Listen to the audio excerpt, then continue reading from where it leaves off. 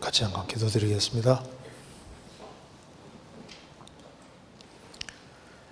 자비로우신 우리 아버지 하나님, 오늘도 이렇게 저희들을 한자리에 불러 모아주시고 하나님의 말씀을 배울 수 있게 해주신 것을 감사합니다. 이 시간 주 성령께서 함께 해주시고 또 도와주셔서 하나님의 말씀으로 우리가 평상시에 궁금하던 의문들을 풀 수 있도록 도와주옵소서. 저희 발걸음을 말씀 위에 굳게 세워주시고 말씀 가운데 걸어갈 수 있도록 역사해 주옵소서.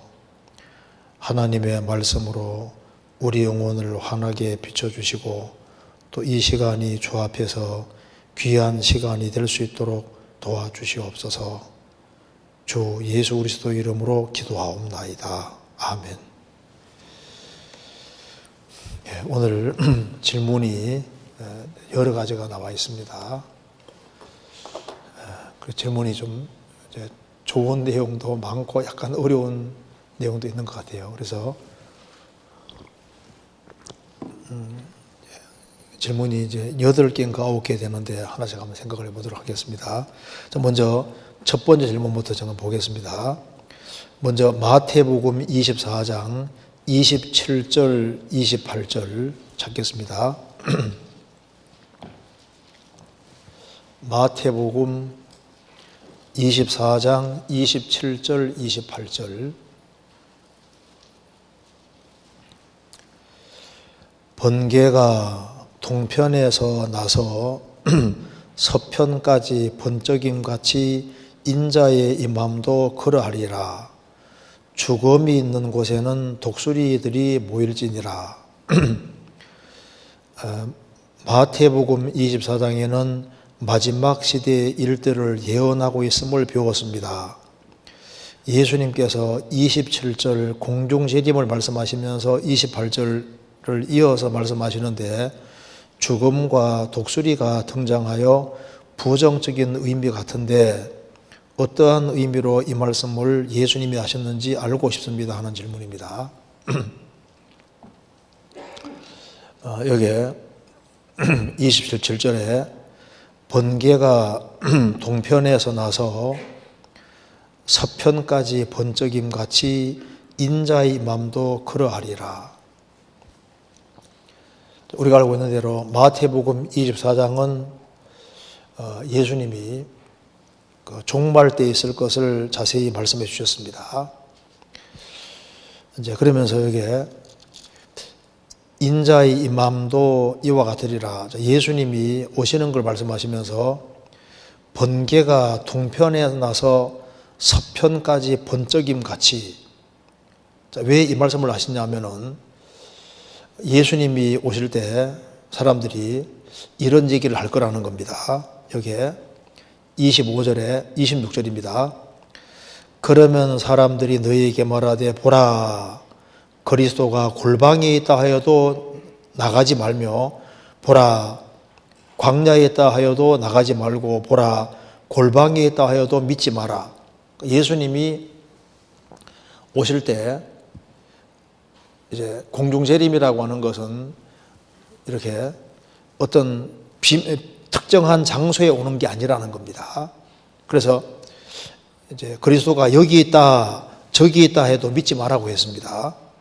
사람들이 말하기를 그리스도가 광야에 있다 또 골방에 있다 그리고 여기 있다 저기 있다 말해도 믿지 말으라고 했습니다. 23절에도 그때 사람이 너희에게 말하되 보라 그리스도가 여기 있다 혹 저기 있다 하여도 믿지 말아라. 그리스도는 오실 때 어떻게 오시냐면은 특정한 장소에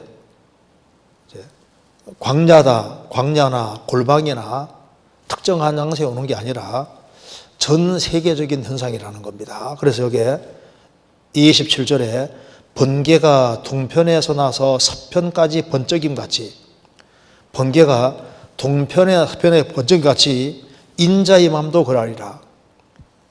번개가 번쩍하는 것처럼 전 세계적으로 순식간에 주님께서 오시는데 이건 여기 있다 저기 있다가 아니라 전 지구적으로 순식간에 주님이 임하시기 때문에 이제 번개가 동편에 나서 서편까지 번쩍임 같이 예수님이 오실 때 전 세계적으로 아주 순식간에 번개가 번쩍하는 것처럼 순식간에 구원받은 사람들은 저 위에 서게 되고 구원 안 받은 사람은 남게 되는 겁니다. 그래서 여기에 고린도전서 15장 찾겠습니다.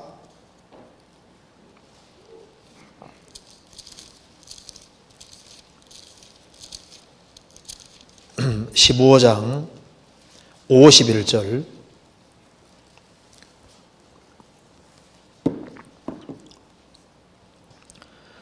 보라 내가 너희에게 비밀을 말하노니 우리가 다 잠잘 것이 아니요 마지막 나팔에 순식간에 혼련이 다 변하리니 나팔 소리가 나매 죽은 자들이 썩지 아니할 것으로 다시 살고 우리도 변하리라. 이 썩을 것이 불가불 썩지 아니할 것을 입겠고 이 죽을 것이 죽지 아니함을 입으리로다. 이 썩을 것이 썩지 아니함을 입고 이 죽을 것이 죽지 아니함을 입을 때에는 사망이 이김에 삼킨 바 되리라고 기록된 말씀이 응하리라.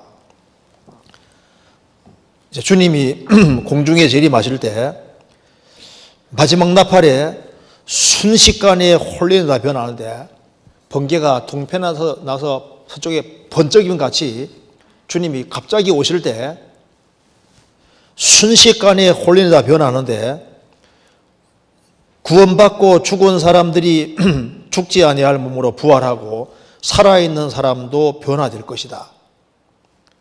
그래서 우리는 불가불 썩지 아니하는 몸을 입을 것이다. 그래서 사망이 이김에게 삼킴을 당하니까 다시는 죽지 않는 그런 몸으로 우리가 바뀌어지게 되는 겁니다. 그래서 주님이 갑자기 딱 오시고 나면은 들림받지 못하고 남은 사람은 어떻게 되느냐. 마태복음 24장 다시 보시겠습니다. 24장 28절에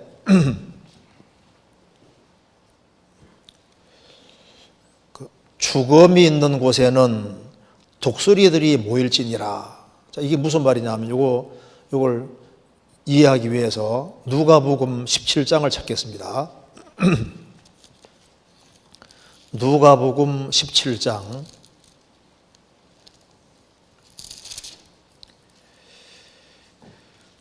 34절 내가 너희에게로 오노니 그 밤에 두 남자가 한자리에 누워 있음에 하나는 데려감을 당하고 하나는 버려둠을 당할 것이요 두 여자가 함께 매를 갈고 있음에 하나는 데려감을 당하고 하나는 버려둠을 당할 것이니라. 저희가 대답하여 가로되 주여 어디 오니이까 가라사대 죽음 있는 곳에는 독수리가 모이느니라 하시니라.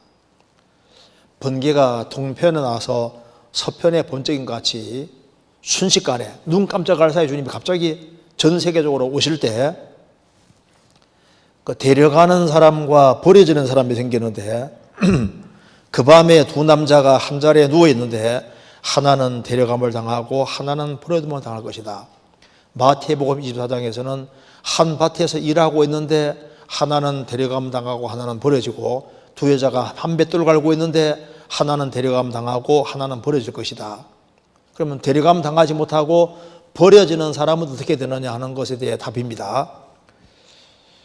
37절 저희가 대답하여 가로되 예수님 제자들이 이제 물었습니다. 주여 어디 오니까? 자, 그러면 이제 데려감을 당하는 사람과 버려지는 사람이 생기는데 에녹이 산채로 데려감을 당했지 않습니까? 엘리야가 산채로 들림받은 것처럼 데려감 당하지 않고 그러면 남겨진 사람, 버려진 사람은 어디 오니까 운명이 어떻게 됩니까? 라고 여쭌 겁니다. 그러니까 예수님께서 죽음이 있는 곳에는 들림받지 못하고 남겨진 사람은 혼란 속에 들어가는 사람이니까 그들의 운명은 뭐냐? 그들의 운명은 죽음이다, 시체다 그 말입니다. 그래서 죽음이 있는 곳에는 독수리가 모이느니라. 그 혼란 속에서는 거의 다 엎드러져 죽기 때문에 독수리들 모일지니라. 그 새들이 쪼아 먹을 것을 말씀하신 거예요. 요한계시록 19장입니다. 들림받지 못하고 남은 사람의 운명은 이렇게 되는 겁니다. 17절. 이제 요한계시록 19장 11절 이하는 예수님의 지상재림 장면입니다. 하늘이 열리고 예수님 병마 타고 예수님 제자들과 함께 심판하러 세상에 오시는 장면입니다. 그리고 하나님이 만국을 심판하는 것이 15절에 나와 있고 17절에 또 내가 보니 한 천사가 해에 서서 공중에 나는 모든 새를 향하여 큰 음성으로 외쳐 가로되 와서 하나님의 큰 잔치에 모여 왕들의 고기와 장군들의 고기와 장사들의 고기와 말들과 그 탄 자들의 고기와 자유한 자들이나 종들이나 무론대소하고 모든 자의 고기를 먹으라 하였더라. 7년 혼란 속에는 하나님이 막 지구상에 엄청난 재앙 내리기 때문에 짐승들도 먹을 것이 없는 거예요. 사람들이 시체로 엎드러질 때 짐승들이 결국은 먹을 것을 말씀하신 겁니다. 그래서 죽음이 있는 곳에는 독수리가 모일지니라. 그러니까 들림받지 못하고 남은 사람 운명은 결국은 시체고 그들은 결국은 짐승의 밥이 되는 거다. 그러니까 비참함밖에 남은 것이 없다 그 말입니다. 에스겔 39장 찾겠습니다.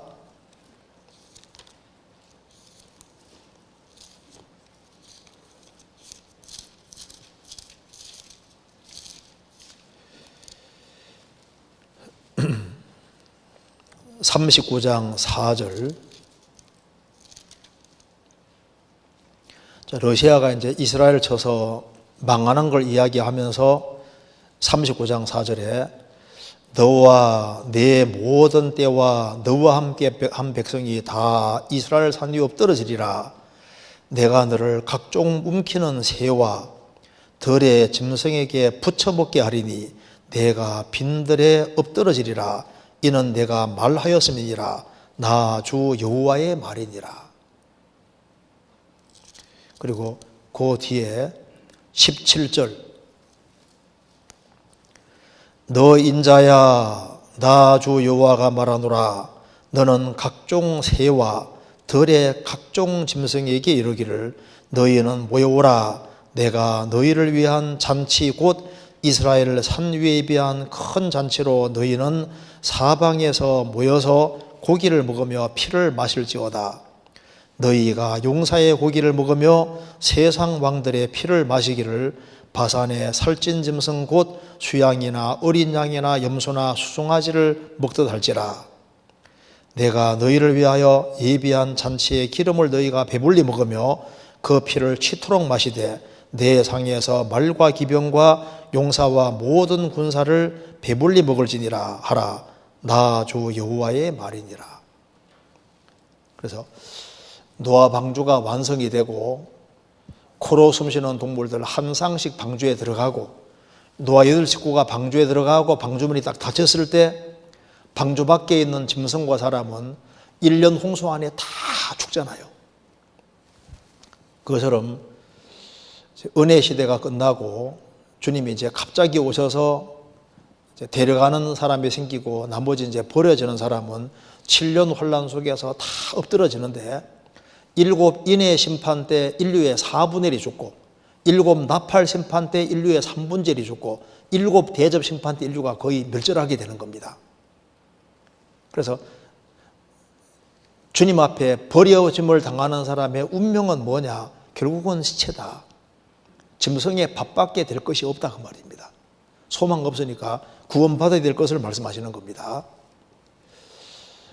시편 90편에 보면은 하나님께서 저희를 홍수처럼 쓸어 가시나이다, 그런 말씀이 있는데, 노아 홍수는 1년 있었고 1년 안에 노아 홍수던 시대 사람들 다 죽였지 않습니까? 그런데 그 매 세대마다 홍수가 벌어지는 거나 마찬가지인 거예요. 한 세대는 오고 한 세대는 간다는 말씀대로 세대 교체가 이루어지면서 이 지구상에서 와 하고 활동했던 사람이 그냥 그 세대 안에 다 쓰러지고 없어지는 겁니다. 그러니까 매 세대마다 세계적인 홍수 일어나는 것처럼 다 죽어가는 인생인 거예요. 그죠? 1800년대 사람들 막 활동하다가 다 지나갔잖아요. 그러니까 매 세대마다 세대 교체가 이루어지는 거니까 세대마다 홍수가 일어나는 거 마찬가지다, 그 말입니다. 그런데 지금은 세상이 너무 타락했습니다. 그래서 베드로 전서 4장 보면은 저희가 그런 극한 방탕에, 너희가 그런 극한 방탕에 다름질하지 아니하는 것을 이상히 여겨 비방하나, 극한 방탕이 그 헬라 원어에는 방탕의 홍수라고 했습니다. 불신자들은 지금 아주 극한 방탕에 다름질한다, 방탕의 홍수에 휩쓸려 떠내려가고 있는데, 거기에서 건짐받은 사람을 부러워해야 되는데, 극한 방탕, 방탕의 홍수에서 건짐받은 사람을 오히려 비웃고 비난한다, 그 말입니다. 지금 방탕의 홍수가 지금 세상이 지금 전부 다 몰아서 멸망을 끌고 가고 있는데, 거기서 우리가 건짐을 받은 거예요.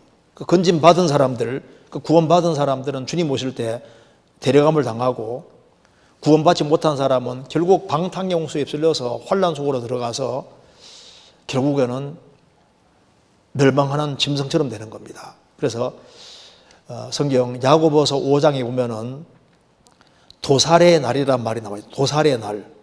도살이 뭔지 아시죠? 짐승 잡는 날. 그러니까 7년 환란이 다른 말로 도살의 날, 도살. 짐승을 잡는 것처럼 존귀에 처하나 깨닫지 못하는 사람은 멸망하는 짐승 같고, 결국은 하나님 형상대로 지음받은 인생이 육체가 전부라고 생각을 하고 생을 사는 사람은 죽음 건너가면은 이제 환란, 주님이 공중에 재림하시고 지구상에 재앙 내릴 때 그들은 도살의 날을 맞이하게 되는 겁니다.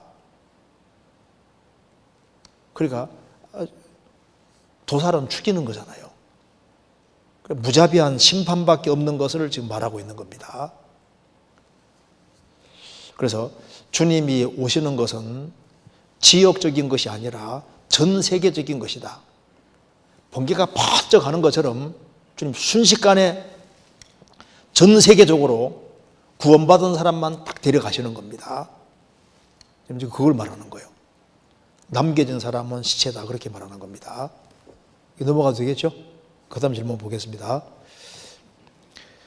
두 번째는 천지 창조 순서로 식물이 셋째 날에 창조되었고 해와 달과 별은 넷째 날에 만들어졌습니다.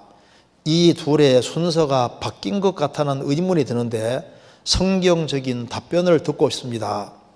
과학적으로 가능할 뿐 아니라 그에 해당되는 중요한 교훈도 있다고 생각되어지는데 설명 부탁드립니다. 이 질문도 좀 좋은 질문입니다. 하나님이 천지를 창조하시고 이 지구는 생명체가 없었습니다. 그런데 이 혼돈하고 공허한 이 지구, 흑암이 가득한 이 지구에 생명체가 있도록 작업하는 데 6일이 걸린 겁니다. 그런데 첫날은 빛이 있으라 하심에 빛이 있었고 그 빛이 하나님 보시기에 좋았더라. 첫날에 빛을 만드시고 둘째 날에는 궁창 위의 물과 궁창 아래 물을 나누시고 셋째 날에는 바다의 육지를 끄집어내시고 거기에다가 식물을 주시지 않습니까? 식물의 숫자를 생기고 넷째 날에는 해와 달과 별들을 제 위치에 두시고 비치게 하셨다, 그 말입니다. 여기 이제 질문 내용은, 아니 식물이 살려면 햇빛이 있어야 되는데 해가 먼저 있고 그 다음에 식물 이렇게 해야지 맞을 것 같은데 성경에서는 어떻게 식물이 먼저 나오고 그 다음에 해와 달과 별들을 만드신 것이 뒤에 나오냐, 이렇게 하는 이 질문입니다. 그런데 이 성경을 좀 자세히 읽어야 되는데 이 질문은 생각보다 간단합니다. 창세기 1장 보시겠습니다. 이걸 이해하기 위해서 창세기 1장에 먼저 창조란 말이 3번 나와 있다는 걸 기억할 필요가 있습니다. 창세기 1장 1절에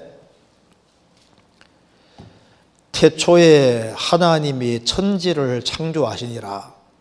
창조는 히브리 말로 바라입니다. 바라는 일단 무에서 유를 창조하는 것을 만드는 것을 창조라고 하는 겁니다. 그러니까 엑스 니힐로, 엑스는 프로 몸으로부터, 니힐로 무에서부터, 무로부터 만들어내는 것이 창조거든요.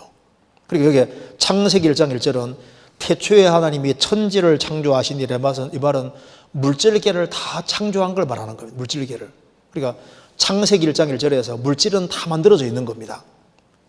무의 유를 만드신 거니까 창조. 그리고 이제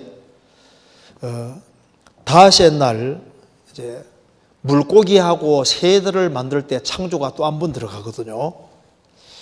20절 하나님이 가라사대 물들은 생물로 번성케 하라.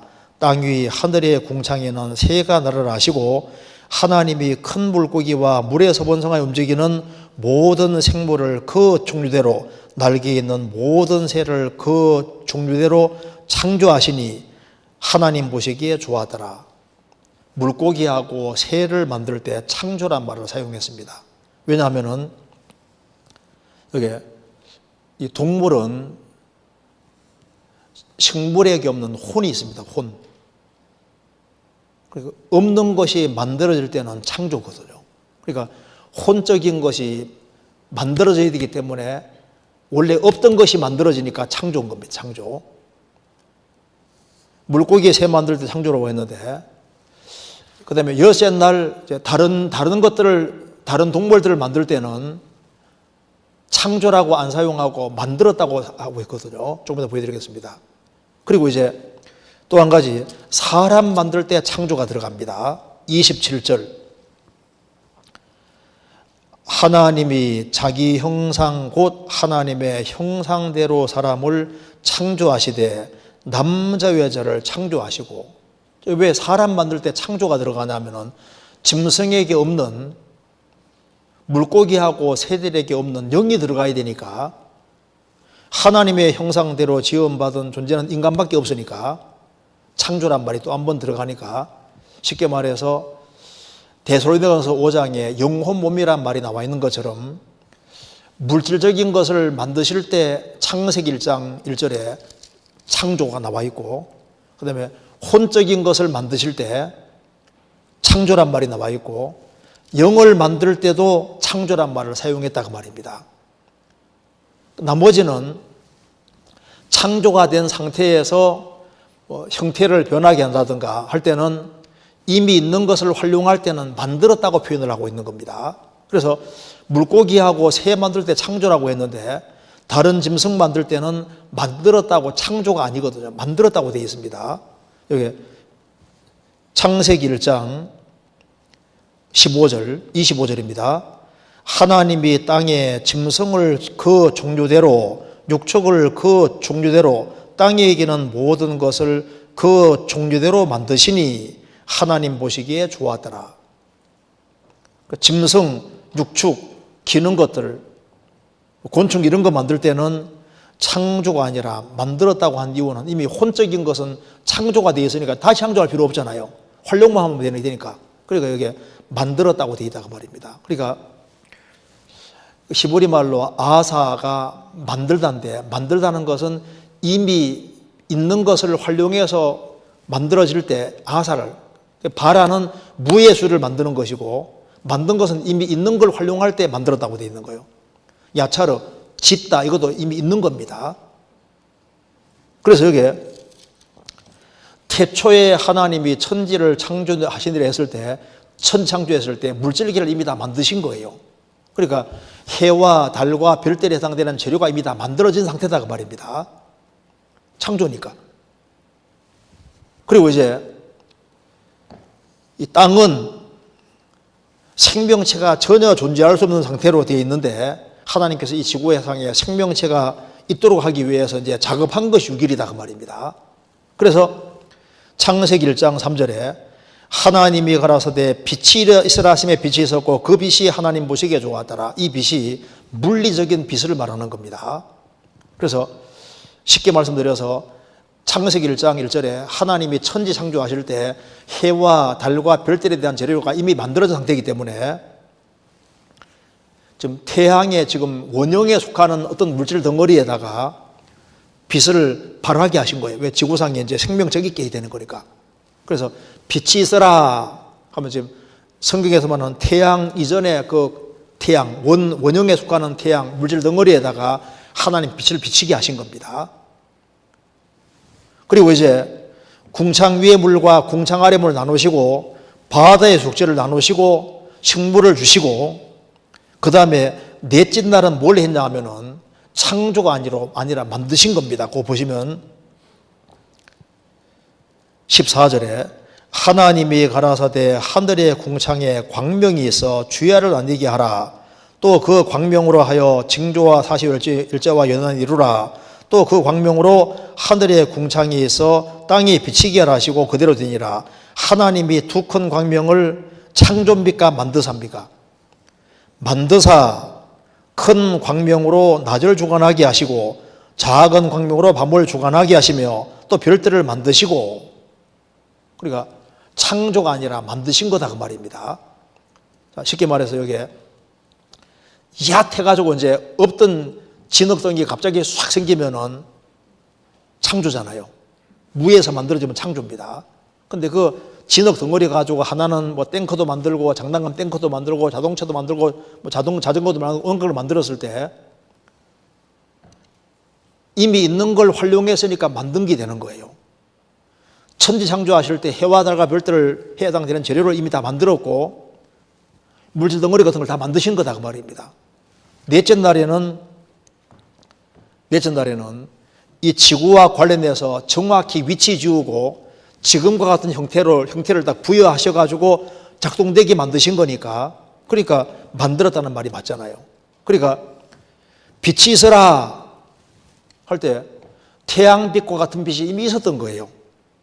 있었고, 넷째 날에는 지금과 같은 그런 형태와 모양으로 형태를 딱 구성 지워서 해와 달과 별들 모든 걸 자기 위치를 딱 지우고 지금과 같은 똑같은 상태로 비치게 하시고 이렇게 그 작업한 것이 넷째 날이다 그 말입니다.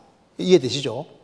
그러니까 이제 창조란 말과 만들었다는 말만 잘 구분하면은 내용은 아주 쉬운 게 되는 거예요. 이거 이해되시죠? 그렇게 좀 이해하면 되겠습니다.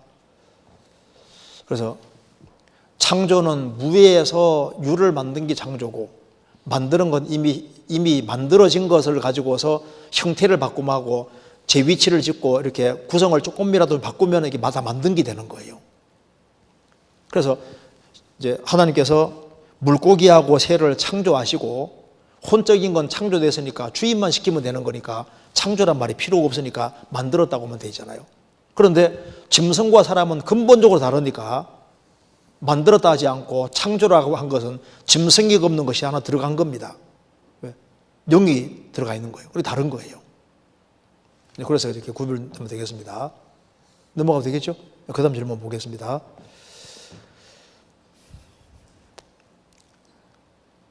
이거 한번 같이 생각해 봐야 될 질문 같아요. 한번 읽어볼게요. 안녕하세요.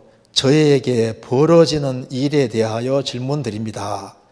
하나님께서는 구원받은 사람을 지켜주신다고 하셨는데 제 경우는 아닌 것 같습니다.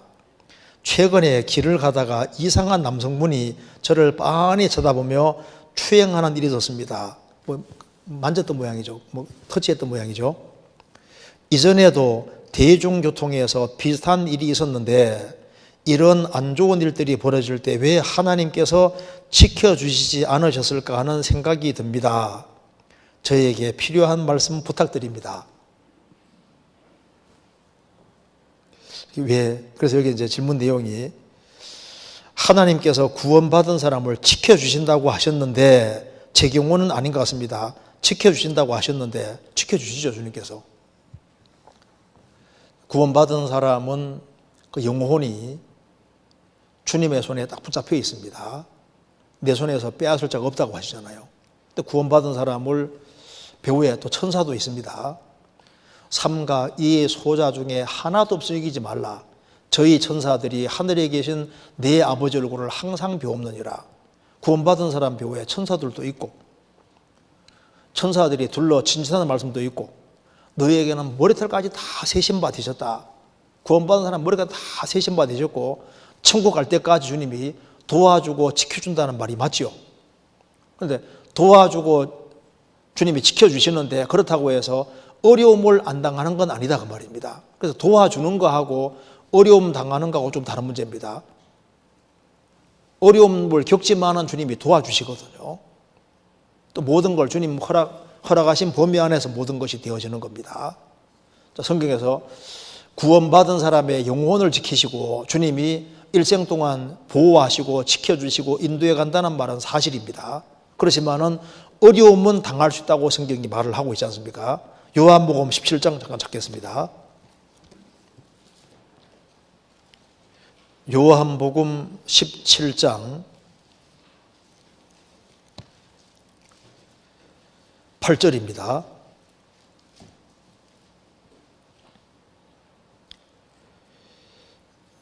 나는 아버지께서 내게 주신 말씀들을 저희에게 주었사오며 저희는 이것을 받고 내가 아버지께로부터 나온 줄을 참으로 아오며 아버지께서 나를 보내신 줄도 믿었사옵나이다.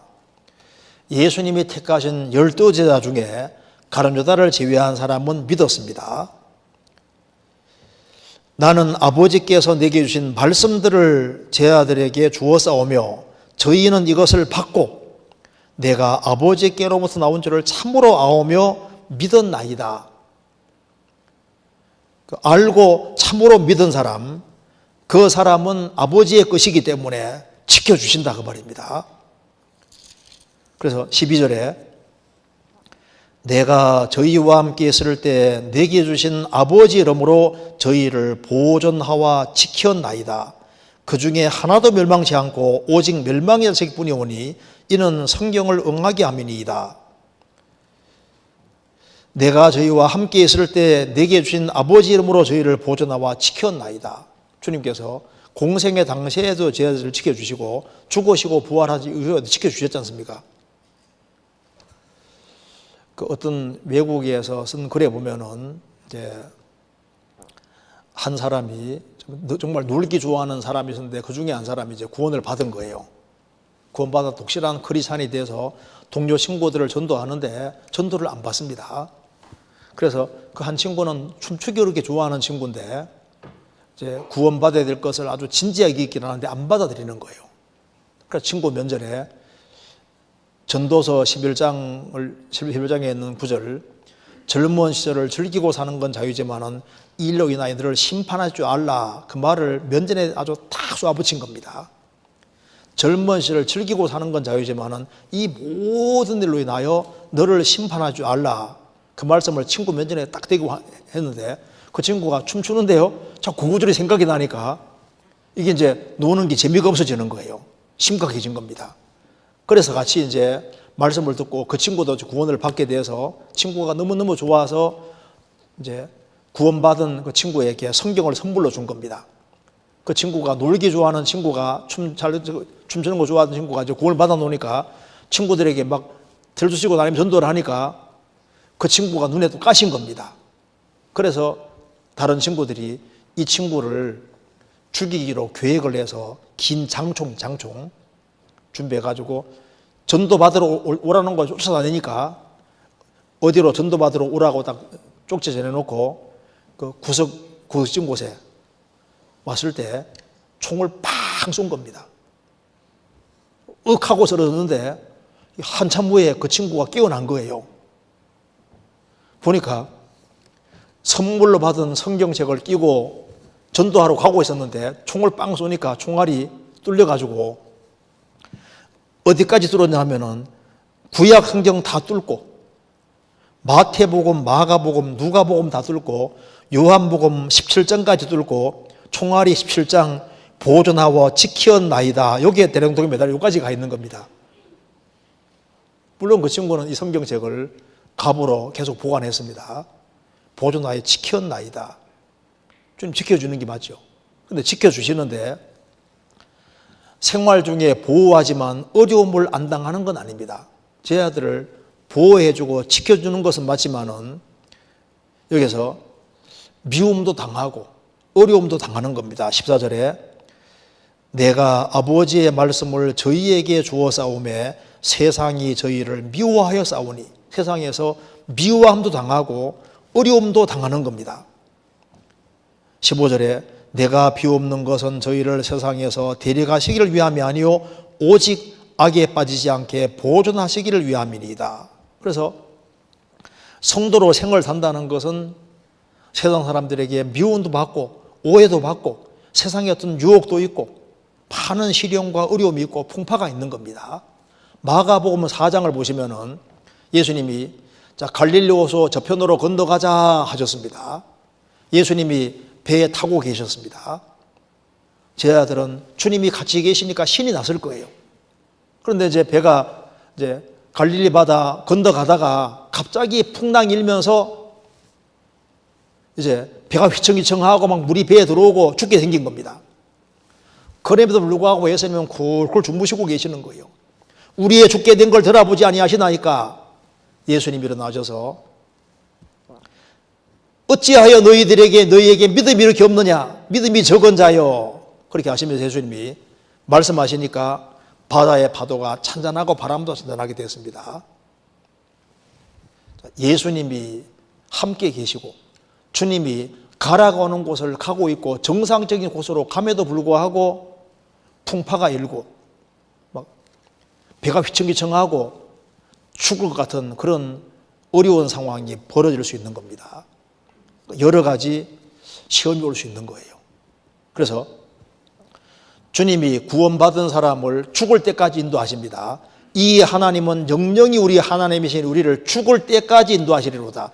죽을 때까지 인도하시는데 여러 가지 시험과 유혹과 고통받는 여러 일들이 벌어질 수 있는 것이 맞는 겁니다. 그래서 이 젊은 시절에는 특별히 이성에 대한 유혹 시험이 많이 있습니다. 그러잖아요. 그래서 젊은 시절에 못생긴 사람은 참 좋은 점도 많아요. 우리 어떤 분은 청년 시절에 여드름이 너무너무 심해서 다니는 곳은 교회, 집, 학교 딱 세 군데입니다. 여드름이 너무 많으니까 연애 한번 해볼 수 없는 거예요. 나중에 간증하기를 그 여드름이 자기를 지켜줬다고. 여드름이 너무너무 심하니까 누가 이렇게 이성 사귀기도 안 쉽잖아요. 그럼 자동으로 자기가 지켜지는 겁니다. 못생긴 것도 굉장히 좋을 때가 있습니다. 어떤 해변가에 있는 마을이 있었는데 일본이 쳐들어와서 거기서 사람들을 많이 학살하고 이제 처녀들을 줄줄이 잡아가지고 가는데 그 동네에서 제일 못생긴 처녀는 일본 사람들이 두고 갔다고 합니다. 그 여자는 자기가 못생긴 것이 그렇게 한이 됐었는데 항상 부모님에 대해서 불평하는 마음을 가지고 있었는데 처녀들이 몽땅 잡혀가고 자기는 못생긴 것 때문에 일본 사람도 눈이 있었는지 그냥 두고 간 거예요. 그래서 아이고 부모님이 너무 감사하다고 했다고 하는데 참 이게 젊은 시절에 이성에 대한 유혹거리 그런 것이 있잖아요. 그리고 이제 결혼하고 자녀 낳고 키우다 보면 이게 돈 문제 때문에 시험도 많이 받습니다. 또 나이가 들어가면 명예 문제로도 시험도 받잖아요. 이제 여러 가지 시험도 있고 유혹도 있고 다 있습니다. 믿음의 조상 아브라함, 하나님이 그를 지켜주셨지만 그는 여러 가지 어떤 시련을 당하고 시험도 많이 겪었어요. 요셉은 하나님이 꿈을 넣어준 사람입니다. 그는 신앙생활을 정말 잘하려고 한 사람인데 10명의 형들의 미움도 받고 에집트에 내려가서 얼마나 고생하고 억울한 누명 쏘고 감옥까지도 가고 그러니까 하나님이 도와주시고 지켜주시지만은 시험과 어려움은 있다 그 말입니다. 하나님은 유혹은 하지 않지만은 시험과 시련 이런 건 허락합니다. 요셉은 이복 형제들하고 살았으니까 화살을 많이 받았어요. 하나님이 그를 도와주시고 지켜주시고 인도하시지만은 비난의 화살, 여러 가지 역경의 화살 그런 것이 없었느냐? 그런 것이 없어야만 지켜주는 게 아닙니다. 그런 것이 있어도 주님은 지켜주는 것이 맞는 거예요. 성경 창세기 49장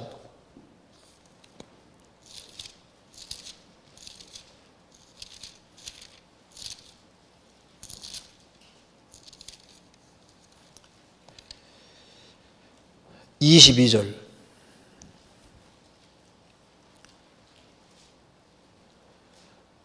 요셉은 무성한 가지 곧 샘 곁에 무성한 가지라 그 가지가 담을 넘어도다 활 쏘는 자가 그를 학대하며 그를 쏘며 그를 군박하였으나 요셉은 무성한 가지 샘 곁에 무성한 가지라고 했습니다.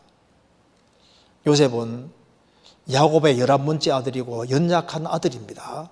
그는 하나의 가지에 불과한 사람인데 그는 하나님께 딱 붙어 있었기 때문에 무성한 가지가 되고 담을 넘게 되고 크게 영향력 미치는 사람이 됐습니다. 그런데 그가 하나님을 정말 전적으로 기대고 의지하고 살았고 얼마나 그가 순종적인 사람입니까? 아버지 심부름할 때 헤브론에서 도단까지 갑니다. 100km가 넘거든요. 그렇게 순종적인 사람인데 하나님을 경외하기 때문에 그 순종적인 사람이었던 거예요. 그런데 활 쏘는 자가 그를 학대하며 그를 쏘며 그를 군박하였다. 아주 힘들게 한 겁니다. 그 10명의 이복 형들이 막 요셉을 계속 괴롭히고 에집트에 내려가서도 에집트의 이방 신들이 득실거리는 거기에 살았으니까 얼마나 많은 화살을 맞았겠어요. 여호와 하나님 믿는 신앙을 지키니까 얼마나 많은 고통을 받았을 거 아니에요. 그리고 이제 보디발의 유혹의 화살도 맞고 억울한 누명도 쏘고 감옥도 들어갔고 착고에 채워서 얼마나 고통했습니까? 근데 주님이 안 도와준 것이 아니었습니다. 그래서 보호는 하시되 잠깐 시험은 허락하는 일이 있다 그 말입니다. 성경 베드로전서 1장 찾겠습니다.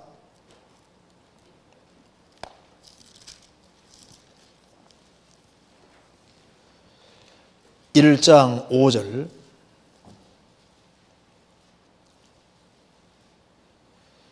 너희가 말세에 나타내기로 예비하신 구원을 얻기 위하여 믿음으로 말미암아 하나님의 능력으로 보호하심을 입었으나 영혼이 구원함을 얻은 사람은 주님이 재림하시면 몸까지 구원되는 겁니다. 그래서 주님께서 그 구원받은 사람을 하나님의 능력으로 보호하십니다. 보호는 하시지만은 6절에 그러므로 너희가 이제 여러 가지 시험을 인하여 잠깐 근심하게 되지 않을 수 없으나 오히려 크게 기뻐하도다. 보호는 하시지만은 여러 가지 시험이 있고 그래서 잠깐 근심이 없을 수 없다. 있다는 겁니다. 그러니까 보호는 하시되 시험과 어려움은 당할 수 있는 거예요. 그래서 보호하신다고 해서 어려움 같은 것이 없고 억울한 일 같은 거 당하는 게 없다는 말이 아니다 그 말입니다. 그런데 여기 이제 질문 내용이 이제 아니 어떤 사람이 날 많이 쳐다보고 나를 자꾸 이렇게 건드린다 그 말입니다. 버스 탈 때도 뭐 이렇게 그런 일이 있다. 근데 그게 이제 왜 그런 일이 있을까? 먼저는 자기가 원인이 없는지도 생각해 봐야 돼요. 아주 평범한 옷을 입고 좀 탁 튀지 않는 그런 옷을 입고 남에게 끌리지 않는 평범한 옷을 입었으면은 안 그렇게 됐을지도 모릅니다. 막 살을 막 드러내고 있다든가 화장도 아주 심하게 한다든가 막 이제 귀걸이도 좀 조그만 거 달고 다니는데 뭐 너무 어떤 사람 아주 길게 달아가지고 저 혹시 기 떨어지는 게 아니냐 막 너무 길게 막 너무 화려하게 그렇게 뭐 구원받은 어린이는 없겠죠. 이제 자기가 다른 사람에게 유혹을 하는 그런 복장을 한다든가 그런 것이 원인이 될 수도 있고 또 어떤 경우는요 어떤 분은 절대 접근을 안 합니다. 벌써 마음속에 아주 확고한 태도를 취하고 있는 사람 같은 경우는 벌써 사람에게 인격에서 풍기는 것이 있거든요. 이 사람은 이 여자는 뭐 접근하면은 뭐 절대 안 되겠다. 벌써 그게 딱 풍기는 사람도 있거든요. 그러니까 속이 아주 확고한 경우는 겉에서 드러나게 돼 있습니다. 그래서 아무리 아주 이쁘게 생겨서도 매력 있게 생겨서도 태도가 아주 확고하게 딱 돼 있으면은 벌써 느껴지는 게 있어요. 사람이 영혼이라는 그 사람이 실체이기 때문에 물에 비치면 얼굴이 서로 같은 가지 사람 마음도 비치거든요.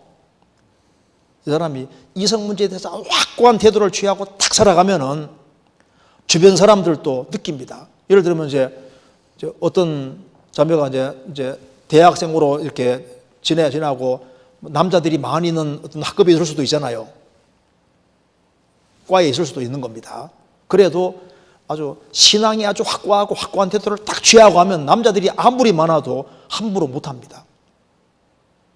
그럴 수 있거든요. 중심이 아주 확고하게 돼 있으면 벌써 주변 사람이 느끼는 거 말 안 해도 느낍니다. 함부로 접근 같은 거 못합니다.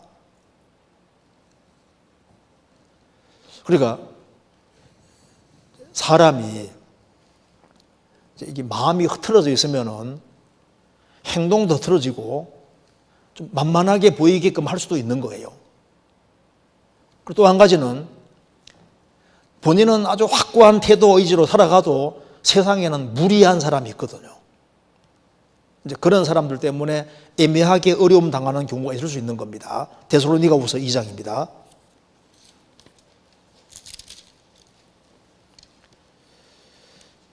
2장 2절.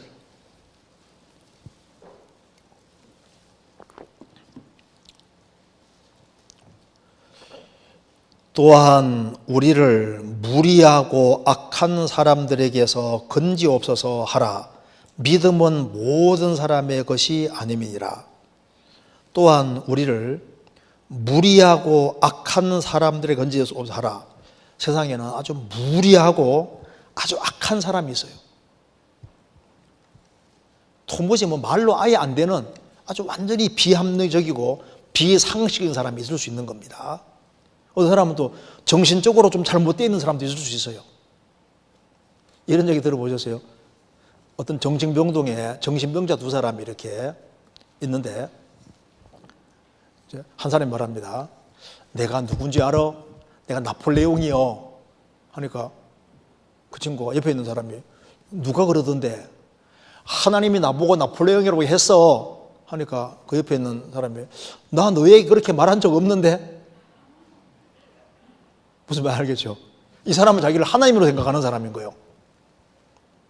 하나님 나를 나폴레옹이라고 했다 하니까 이제 이 사람은 자기를 하나님으로 생각하는 사람이니까 난 너에게 나폴레옹을 한 적 없는데? 이 세상에 정신없는 사람들도 많이 있습니다. 좀 요즘 봐요. 점점 정신이 왜곡된 사람들이 있고 또 그리고 아주 무리하고 악한 사람이 있는 거예요. 아주 믿음과는 전혀 거리가 먼 사람들이 있습니다. 그래서 그리스도인들은 사회생활을 하면서도 애매한 고난을 받을 수 있고 생을 살아가는 가운데 애매한 고난이 있을 수 있다는 걸 분명히 말하고 있습니다. 베드로전서 2장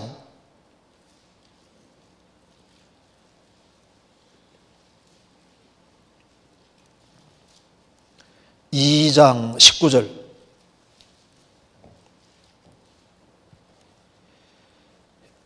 애매히 고난을 받아도 하나님을 생각함으로 슬픔을 참으면 이는 아름다우나 죄가 있어 매를 맞고 참으면 무슨 칭찬이 있으리요 오직 선을 행함으로 고난을 받고 참으면 이는 하나님 앞에 아름다우니라. 애매히 고난을 받아도 하나님을 생각함으로 슬픔을 참으면 이는 아름다우나 직장 생활하는 속에서도 애매한 그런 고난을 받을 수 있습니다. 가정 생활 속에서도 애매한 고난 받을 수도 있고 대인 관계 속에서도 애매한 고난 또 외인 주변 불신자들 그런 속에서도 애매한 고난을 받을 수 있습니다. 이게 애매한 고난을 받아도 이 말이 무슨 말입니까? 받을 수 있으니까 하는 말인 거라고. 도무지 이게 상식에 벗어나는 말도 안 되는 그런 이유로 고난을 받을 수 있는 겁니다. 근데 그리스도도 애매한 고난을 받고 이유 없는 고난을 받고 연고 없이 미움을 당하고 예수님도 어려움을 당했습니다. 이 세상에서 고난은 오고 애매한 고난이 올 수도 있습니다. 그렇지만은 걱정할 필요가 없는 것은 구원받은 사람은 감당할 이상의 시험이 없다고 말씀하셨잖아요. 참새한 마리도 허락 없이는 안 떨어집니다. 그러니까 내 주변에 어떤 어려운 일들이 벌어지고 하면은 왜 이런 일이 벌어졌을까 그런 걸 생각해보고 자기를 반성할 수 있는 그런 기회를 가지고 이런 것이 내가 더 바른 중심의 태도를 가지고 살라는 신호일 수도 있고 주님께 더 바짝 매달리라는 신호일 수도 있고 지켜주신다고 했는데 왜 나를 안 지켜주시느냐? 안 지켜주시는 것이 아니에요. 여러 가지 어려움 같은 게 있을 때 그걸 신앙의 눈으로 보고 주님이 주님을 더 가까이 하고 바른 태도 가지고 행하라고 그럴 수 있고 나중에 더 큰 위험이 올 수 있기 때문에 미리 경고로 보여주는 게 될 수도 있는 겁니다. 그것도 한 번이 아니라 자꾸 이제 그렇다면 너무 이쁘든지 혹은 뭔가 다른 사람은 내한테 그런 일이 있으면 뭔가 중요한 신호일 수도 있는 거잖아요. 그래서 애매히 고난을 받아도 그 속에서 참고 하나님의 도움을 구하면서 더 바른 태도와 중심을 가지고 행하면 되리라고 생각합니다. 그리고 넘어가 보겠습니다. 그래서 일단 살아가면서요, 중심이 훨씬 중요해요. 확고한 태도를 딱 가지고 그러면은 태도가 확실하고 그리고 아주 분명한 믿음 가지고 살아가면 주변 사람이 느끼도록 되어 있는 거예요. 주변 사람들이 나를 해프게 막 대하고 이렇게 막 함부로 대하고 이렇게 하면 내 자신이 확고한 태도로 안 사는 게 아닌가 그것도 생각을 해봐야 될 필요가 있습니다. 그 다음 질문 넘어가겠습니다. 고린도후서 1장 15절 찾겠습니다. 고린도후서 1장 15절.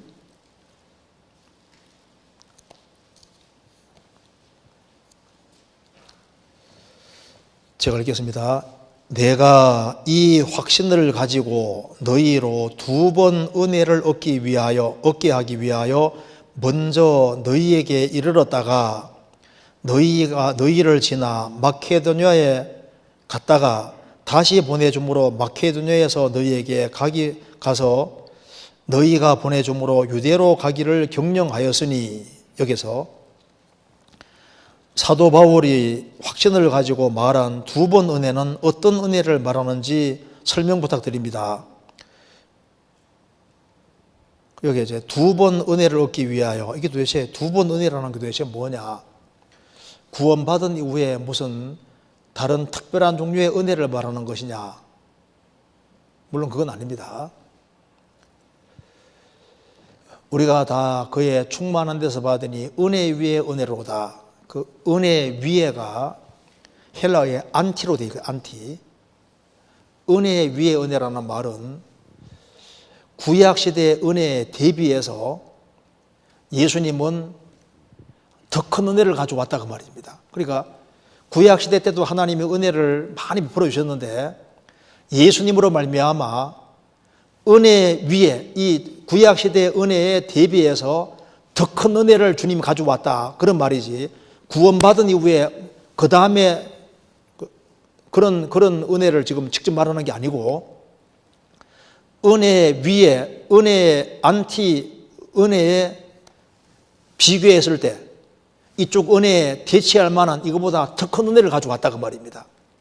그러니까 구약적인 은혜가 있었는데 예수님으로 말미암아 정말 상상할 수 없는 더 큰 은혜가 왔다는 걸 지금 말하고 있는 겁니다. 물론 신앙생활 속에서는 우리가 주님이 은혜를 주시고 더 주시고 계속 주신다는 그런 말로 사용해도 관계가 없는 겁니다. 그런데 여기서는 이제 그러니까 은혜가 구원받은 은혜 외에 특별한 또 하나 은혜가 있다 그런 말이 아니다 그 말입니다. 그리고 이 말은 뭐냐면은 2번 은혜를 얻기 위하여 이걸 이제 크게 두 가지로 생각할 수 있는데 이게 무슨 말이냐 하면은 바울 사도가 어떤 지역교회를 방문할 때마다 은혜를 크게 끼치는 겁니다. 그리고 또 한 번 방문할 때는 또 은혜를 또 끼치는 거예요. 왜냐하면 바울 사도는 하나님께로부터 큰 은혜를 받은 사람이기 때문에 바울 사도가 한 지역교회 다녀갈 때마다 은혜를 크게 끼쳤던 겁니다. 또 한 번 방문하면은 또 한 번 또 은혜를 또 끼치는 거예요. 그런 은혜를 말하는 것이지 구원 이후에 무슨 특별한 색다른 다른 종류의 은혜가 있다는 그걸 말하는 게 아니다 그 말입니다. 성경 로마서 1장 찾겠습니다. 로마서 1장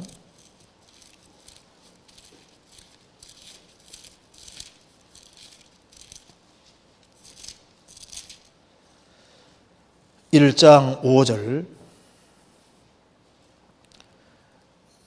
그로 말미암아 우리가 은혜와 사도의 직분을 받아 그 이름을 위하여 모든 이방인 중에서 믿어 순종케 하나니 우리가 은혜와 사도의 직분을 받았다고 했습니다.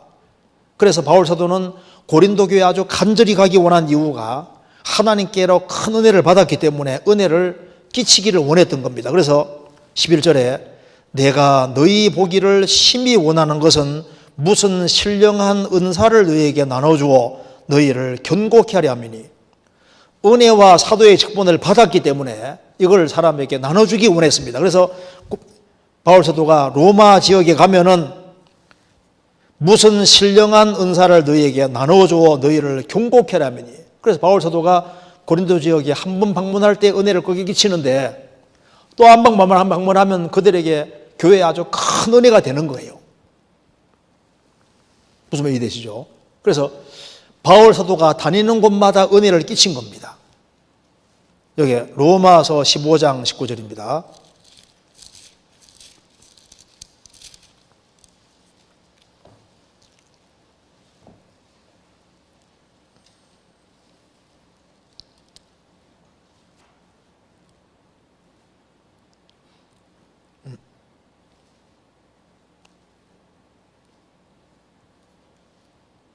어, 29절 내가 너희에게 나갈 때 그리스도의 충만한 축복을 가지고 갈 줄을 아노라. 내가 너희에게 갈 때 그리스도의 충만한 축복을 가지고 갈 줄 아노라. 그래서 바울 사도가 이제 3차에 걸쳐 전도 여행하면서 가는 곳마다 은혜를 끼쳤습니다. 그리고 이제 또 한 번 그 지역을 또 방문하면 식구들이 또 은혜를 크게 받는 거예요. 그래서 은혜를 끼치는 것을 지금 말하고 있는 거다 그 말입니다. 그리고 이 편지를 써서 보내는 것도 은혜거든요. 이 서신서 자체도 은혜입니다. 성경 한번 찾아보시겠습니다. 베드로전서 5장. 베드로 사도가 이 베드로전서를 다 쓰고 난 이후에 이렇게 말했습니다. 12절에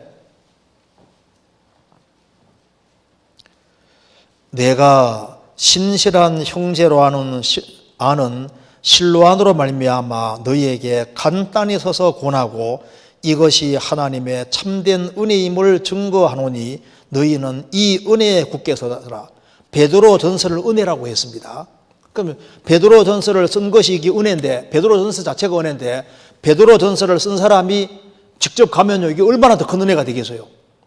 바울 사도는 신약 성경 14권을 기록한 사람인데 성경을 써서 교회에 보내두기 은혜가 되는데 그 편지를 쓴 사람이 직접 가서 교제 나눠주면 그게 얼마나 큰 은혜가 되겠습니까? 그래서 두 번 은혜라는 것은 갈 때마다 은혜를 끼치고 또 가면 또 은혜 끼칠 것을 말씀하는 겁니다. 무슨 말이 되죠? 다시 한번 보시겠습니다. 고린도후서 1장 그리고 또 한 가지는 15절에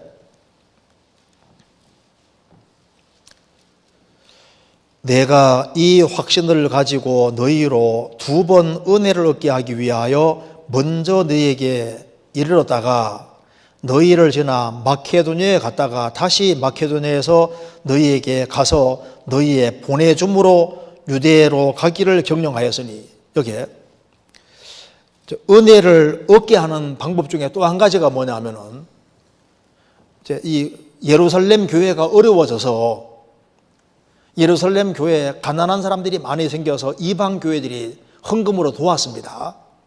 그래서 바울 사도가 이제 고린도 교회에 가서 그 식구들이 고린도 그 예루살렘 교회를 위해서 헌금한 것을 모아서 이제 그 보내주는 헌금을 가지고 가서 이제 유대 예루살렘에 갖다 주는데, 그때 그것을 가지고서도 은혜라고 했습니다. 그래서 은혜를 얻게 하는 것이 이제 물질을, 헌금을, 그걸 적극적으로 헌금해 주는 것도 은혜가 되는 거예요. 그래서 그 헌금을 거두어서 가져가는 것도 은혜를 얻게 하는 게 되는 겁니다. 그러니까 베풀어 주는 사람은 자기에게 은혜가 되는 거예요. 그래서 여기에 이거하고 또 원어가 똑같은 것이, 여기에 헌금하는 거, 예루살렘 교회에 돕는 것을 은혜라고 했거든요. 성경 찾아보시겠습니다. 고린도후서 보내준다 했는데 이걸 말하는 겁니다. 고린도후서 8장 1절입니다.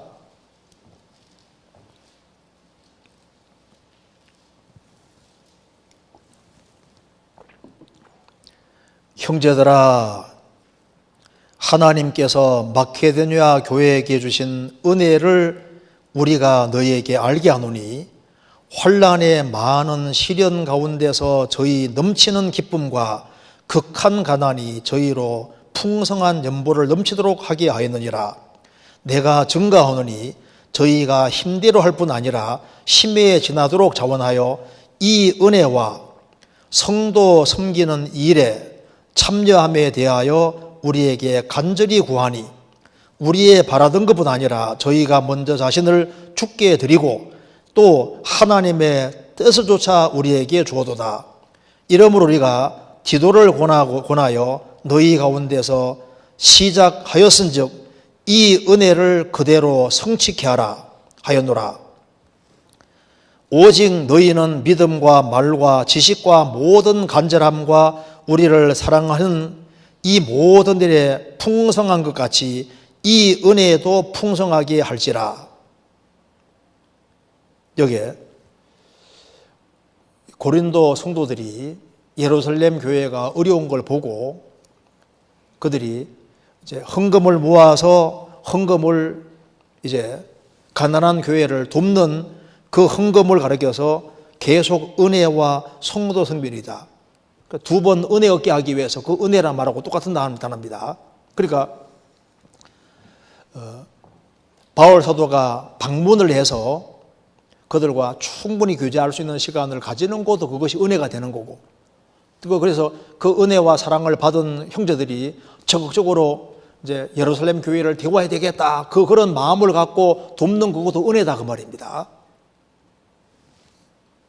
그 두 번 은혜가 구원받은 이후에 뭐 독특한 것을 깨달아야 되는 그런 은혜하고는 전혀 관계없는 얘기라는 걸 확실히 아는 것이 필요하겠습니다.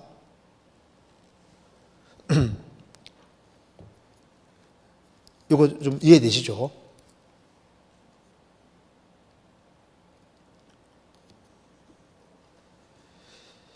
어, 19절도 보시면 8장 19절에 이뿐 아니라 저는 동일한 주의 영광과 우리의 원을 나타내기 위하여 여러 교회의 택함을 입어 우리의 맡은 은혜의 일로 우리와 동행하는 자라. 이것을 조심함은 우리가 맡은 이 거액의 연보로 인하여 아무도 우리를 해방하지 못하게 하려 함이니라. 이 거액 연보, 교회가 이렇게 헌금한 걸 가지고서 이제 예루살렘 교회 갖다 주는 거니까 이게 거액 연보, 이걸 말하면서 이것이 우리의 맡은 이 은혜의 일로, 그래서 연보 자체를 은혜라고 이렇게 표현을 한 겁니다. 이렇게 넘어가도 되겠죠? 예, 그 다음 한번 보겠습니다. 다니엘서 3장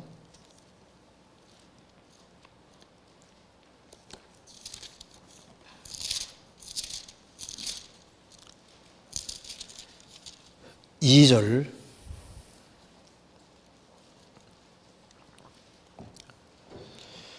느부갓네살 왕이 보내어 방백과 수령과 도백과 재판관과 재무관과 모사와 법률사와 각도 모든 관원을 자기 느부갓네살 왕에 세운 신상의 낙성제식에 참집하게 하매.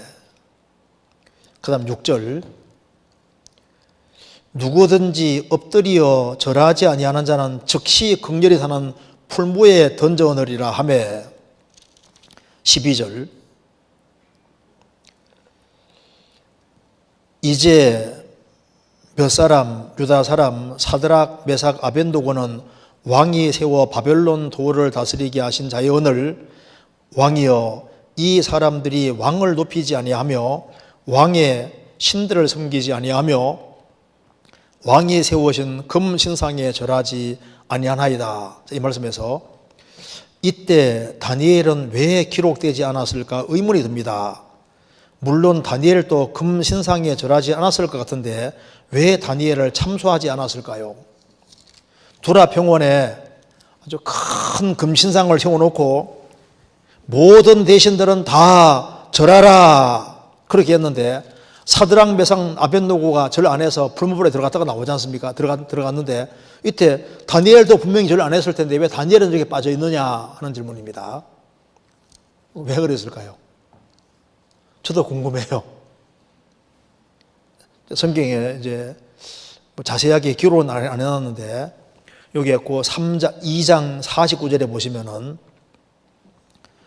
왕이 또 다니엘의 청구대로 사드락과 메삭과 아벳노고를 세워 바벨론 도의 일을 다스리게 하였고 다니엘은 왕궁에 있었더라.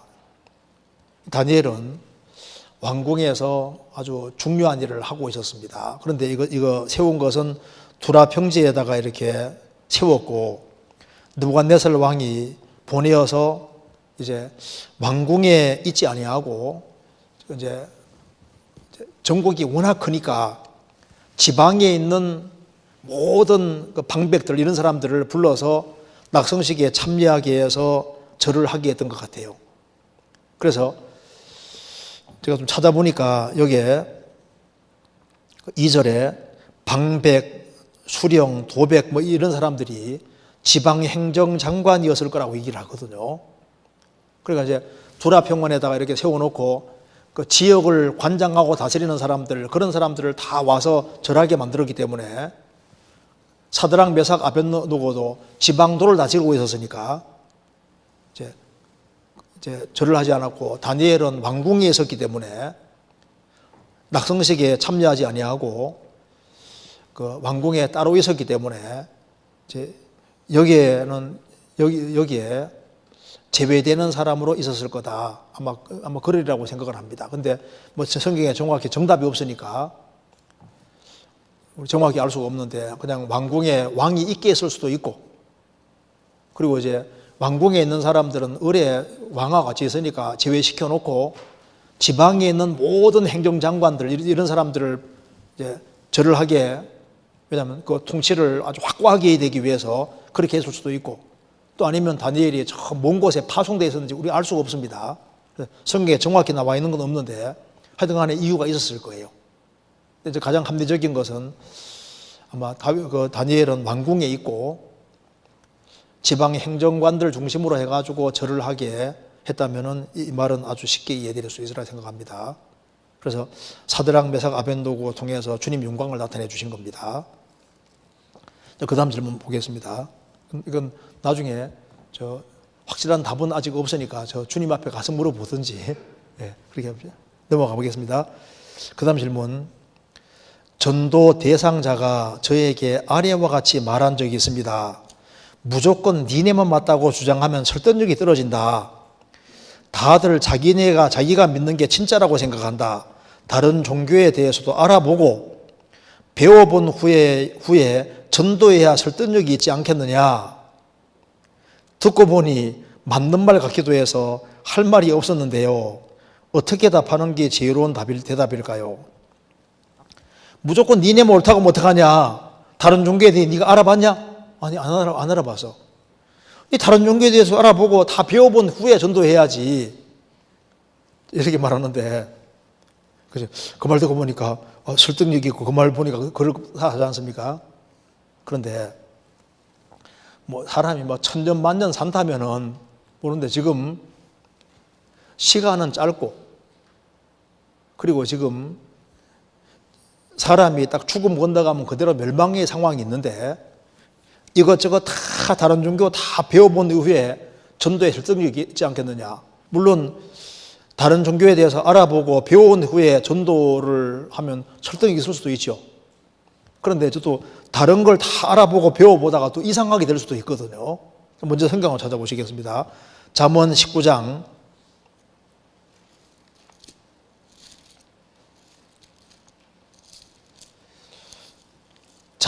19장 27절.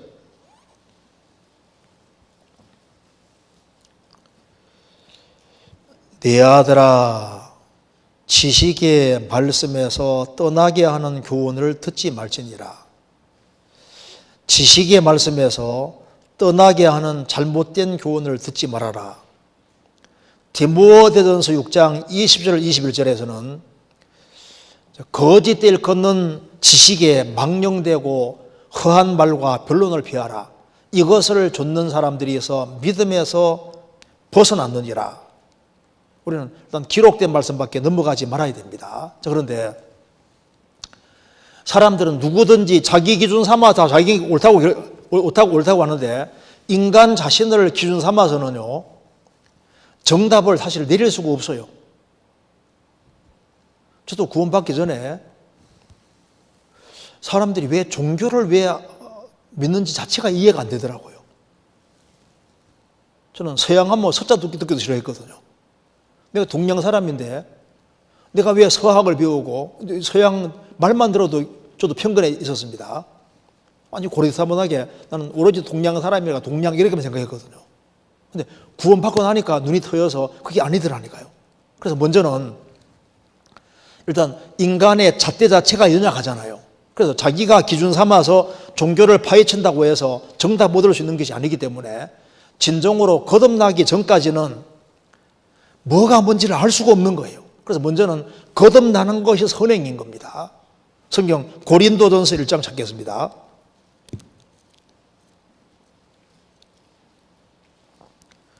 고린도전서 1장 18절. 십자가의 도가 멸망하는 자들에게는 미련한 것이요 구원을 얻는 우리에게는 하나님의 능력이라. 기록된 바 내가 지혜 있는 자들의 지혜를 멸하고 총명한 자들의 총명을 폐하리라 하였으니 지혜 있는 자가 어디 있느냐 선비가 어디 있느냐 이 세대의 변사가 어디 있느냐 하나님께서 이 세상의 지혜를 미련케 하신 것이 아니뇨. 하나님의 지혜에 있어서는 이 세상이 자기 지혜로 하나님을 알지 못하는 거로 하나님께서 전도에 미련한 것으로 믿는 자들을 구원하시기를 기뻐하시도다. 왜 전도를 통해서 하나님이 구원하시냐 하면은 일단 이 세상 지혜는 하나님에 대해서는 캄캄하다 그 말입니다. 그래서 사람이 성령을 받기 전까지는 확실한 기준을 가질 수가 없는 거예요.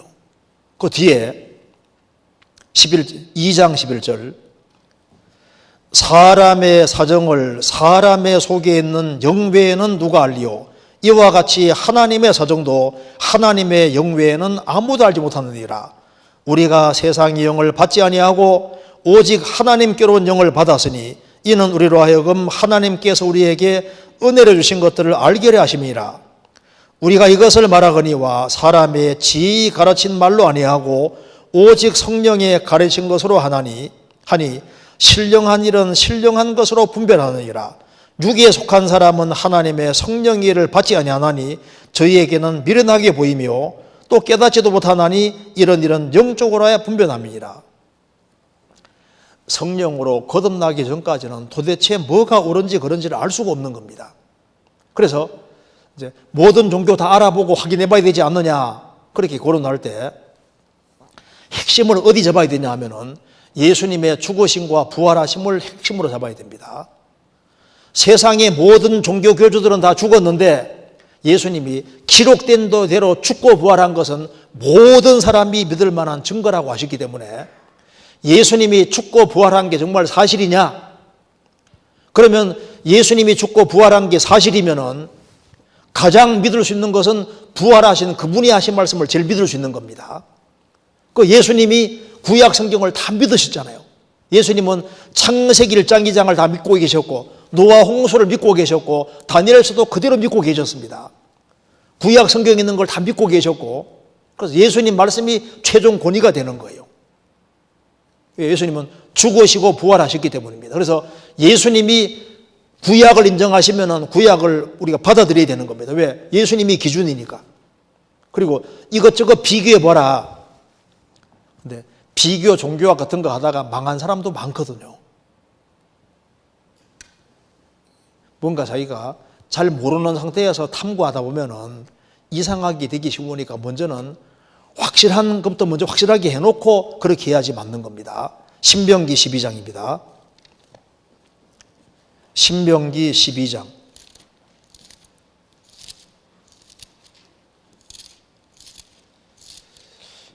12장 30절.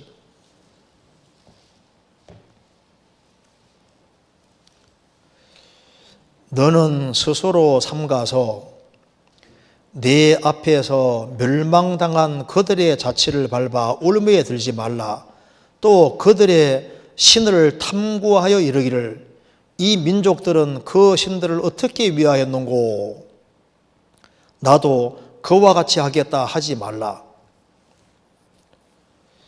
여기에 너는 그들의 신들을 이방 신들을 탐구하여 원래 종교학이라는 것은 이방 신들을 탐구하는 겁니다. 탐구하여 그들은 어떻게 신을 위하였는고 그래서 잘못하면은 거기에 물들면 큰일 난다고 말입니다. 근데 이제 우리가 그 불신자들하고 대화할 때 그 제일 좋은 것 중에 하나가 그럼 다른 신들이 일단 내게 해주는 게 없어요. 그죠? 나는 뭐 철학자 누구누구 존중한다고 뭐 철학자들을 뭐 존중해도 뭐 그들이 내게 뭐 해주는 게 없잖아요. 이방 신들도 뭘 요구는 해도 뭐 해주는 게 없거든. 그런데 유일하게 성경에 나와 있는 하나님은 사람이 되셔서 나 대신 피를 흘려주시고 죽으시고 내 죄값을 다 지불해 주시고 나를 절대로 사랑하셨으니까 내게 해준 것이잖아요. 그리고 신구약 성경은 약속입니다. 내가 이렇게 해주겠다 약속을 주셨는데 말로만 아니라 죽으시고 부활하심으로 확실히 입증해 주신 겁니다. 그래서 그 성경을 제대로 읽고 다른 것과 비교해야 되는데 일단 거듭나야 됩니다. 거듭나지 아니하면은 일단 판단할 수 있는 힘이 없어요. 우찌무라 간조가 쓴 구한옥이라는 책을 보시면은 우찌무라 간조가 인생 문제 풀어보려고 막 책도 많이 읽고 종교도 섭렵하고 했지만은 인생 문제 못 풀었잖아요. 나중에 그리스도 앞에 와서 풀었습니다. 다이렉트로 직접 주님께 직접 가는 게 현명한 거예요. 다른 데를 우회해서 가려고 그러면 세월만 걸리고 잘못하면 못 들어올 수도 있습니다. 마가복음 6장에 혈류증 앓는 여자가 12년 동안 이 혈류증 이 병을 고치기 위해서 많은 의사들에게 많은 괴로움을 받았습니다. 있는 것도 다 허비하고 더 중화했던 차에 더 중해져서 나중에 그리스도께 오지 않습니까? 돈 다 털어먹고 올 것이 아니라 다이렉트로 직접 오는 게 잘하는 거라고. 그래서 이것저것 막 다 확인하고 알아보고 이제 그렇게 해서 물론 할 수도 있지만은 잘못하면 역작용이 날 수도 있는 겁니다. 그래서 내가 신앙이 아주 확실해지고 나면은 다른 종교에 대해서도 일단 장단점을 잘 알아서 설명해 줄 수도 있잖아요. 근데 그걸 또 다 알아야만 설명해 줄 수 있는 건 아닙니다. 사람이 정답을 확실하게 얘기해도 얼마든지 할 수 있습니다. 내가 이 약 먹고 고침 받았을 때 이 약이 좋다고 선전할 수 있잖아요. 근데 다른 약 먹어봤냐? 나 안 먹어봤는데 이거 확실해. 다른 약 안 먹어보고 왜 이것만 먹어보냐? 다른 약 먹다가 잘못하면 쥐약 먹을 수도 있습니다. 그러잖아요. 그래서 우리가 이제 다른 종교에 대해서 다 알고 물론 그렇게 해서 전도할 수도 있지만은 그렇게 안 하고도 전도할 수 있습니다.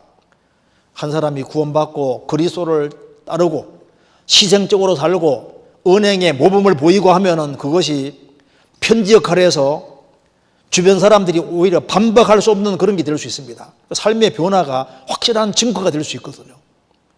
내가 원래 이런 사람이었는데 이렇게 바뀌지 않았냐? 너도 들어봐라. 이렇게 말하는 건 더 힘이 될 수도 있는 거예요. 다른 여러 종교에 대해 설명하고 뭐 이제 알아보고 이렇게 하는 것도 물론 좋을 수 있지만은 그거 안 해도 확실히 구원받고 확실한 소망 가지고 확실하게 살면은 그것이 오히려 다른 종교들을 연구하는 것보다 더 좋은 게 될 수도 있습니다. 그렇잖아요. 자, 그리고 여기에 이 질문 이 질문까지만 잠깐 보겠습니다. 여기에 하나님이 정해 놓으신 길이 있나요?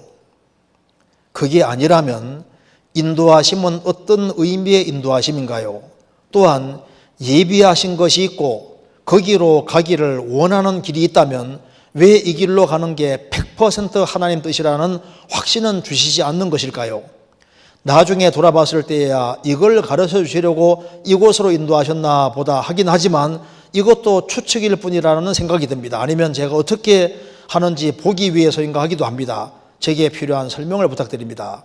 여기 먼저 하나님이 정해 놓으신 길이 있나요? 구원받은 사람에게 하나님 정하신 길이 있느냐? 틀림없이 있습니다.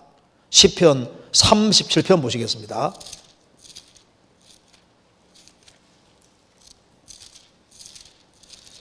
시편 37편 23절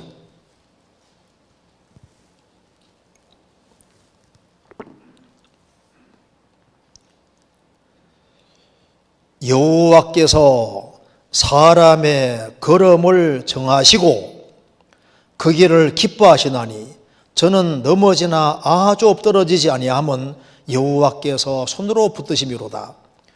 여호와께서 여기 사람이 구원받은 사람 말하는 겁니다.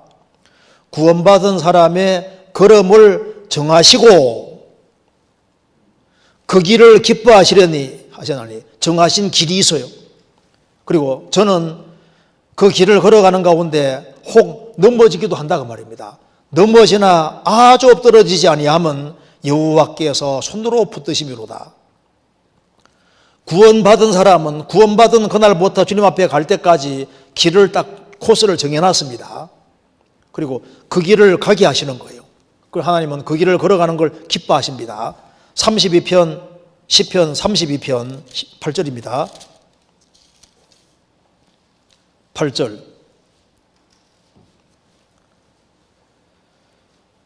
내가 너의 갈 길을 가르쳐 보이고 너를 주목하여 훈계하리로다.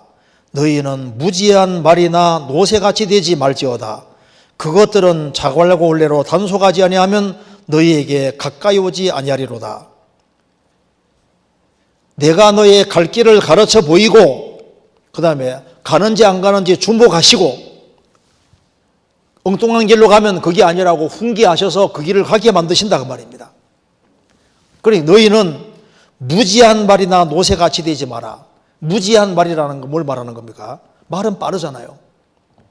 주님 뒤를 바짝 따라가야 되는데 주님이 너무 더디게 간다고 생각하니까 주님 비키시오 하고 네가 앞장서서 이렇게 막 나가지 마라 그 말입니다. 노새는 느립니다. 주님은 저만큼 가시는데 너무 뒤에 쳐져서 가지도 말고 바짝 따라가라 그 말입니다. 주님 정하신 길이 있습니다. 그래서 하나님이 정해놓으신 길이 있느냐? 있죠. 그리스도인들 각자에게 주어진 코스가 있습니다. 바울 사도는 다메섹소상에서 구원받고 그리고 이제 3차에 걸쳐 전도 여행하고 로마까지 전도하고 로마에서 참수형 당해서 죽어서 영광 돌리고 주님 앞에 가는 게 코스입니다. 베드로 사도는 유대인들을 중심으로 해서 전도하다가 거꾸로 박 죽는 게 자기 코스인 거예요. 사도 요한은 요한계시록까지 기록하고 가는 게 코스입니다. 우리 각자에게 코스가 있어요. 그래서 여기에 하나님이 정해놓으신 길이 있나요? 그게 아니라면 인도하심은 어떤 의미의 인도하심인가요? 길이 있어요. 또 예비하신 것이 있고 거기로 가기를 원하는 길이 있다면 왜 이 길로 가는 게 100% 하나님 뜻이라는 확신을 주지 않는 것일까요? 자기도 잘 모르니까. 자, 욥도 이렇게 말했습니다. 욥기 23장. 욥도 이 코스가 맞는지에 대해서 잘 몰랐습니다. 23장 10절입니다.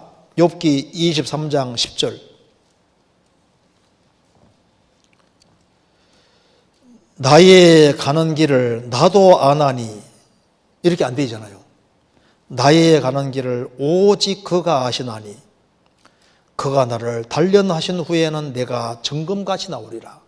뭐 아는 것이 있는데 나의 길은 가는 길을 나는 모른다 그 말입니다. 코스가 나는 모르지만은 하나님은 아신다.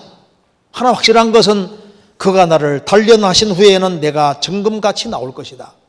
왜 이렇게 생각하냐 하면은 11절에 내가 그의 걸음을 바로 따랐으며 내가 그의 길을 지켜 치우치지 아니하였고 내가 그의 입술의 명령을 어기지 아니하였고 일정한 음식보다 그 입의 말씀을 귀히 여겼구나.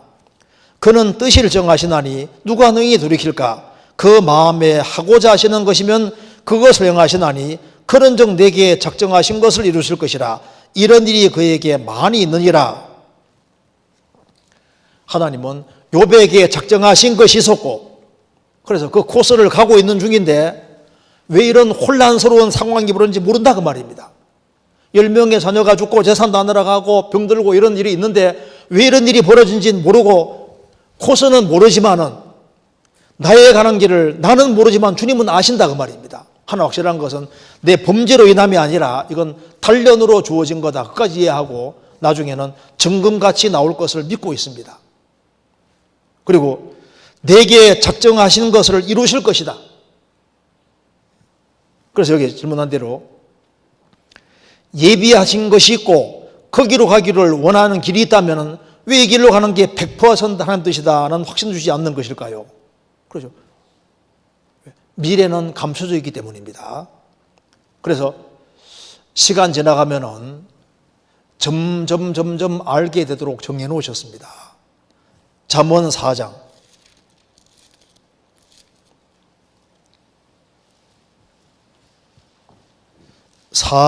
18절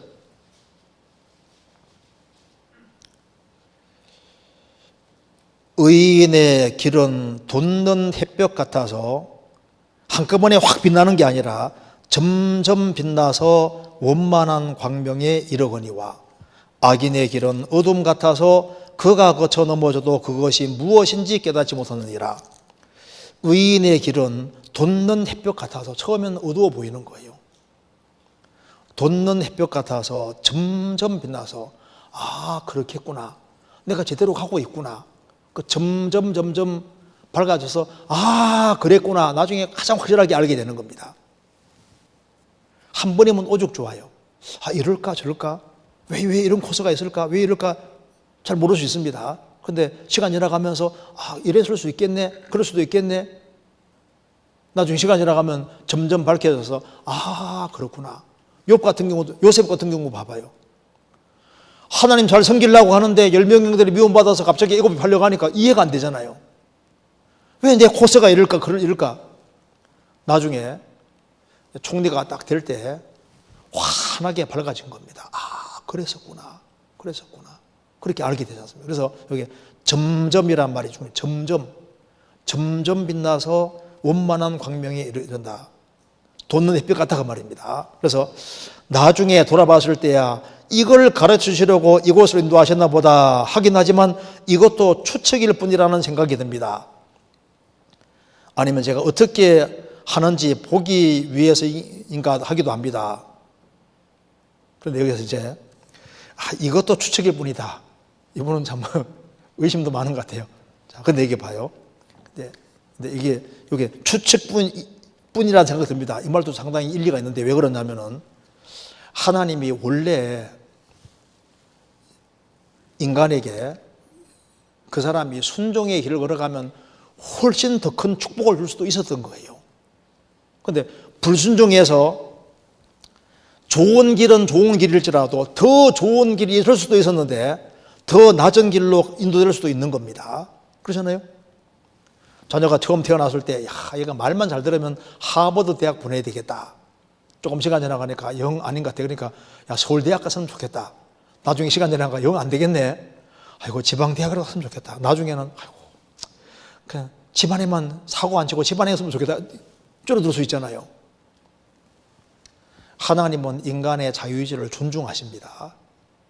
그래서 순종의 길을 걸어갔으면 훨씬 더 나은 길로 이끌 수도 있는 거예요. 그러니까 좋은 길이 있지만 더 좋은 길도 있을 수 있는 겁니다.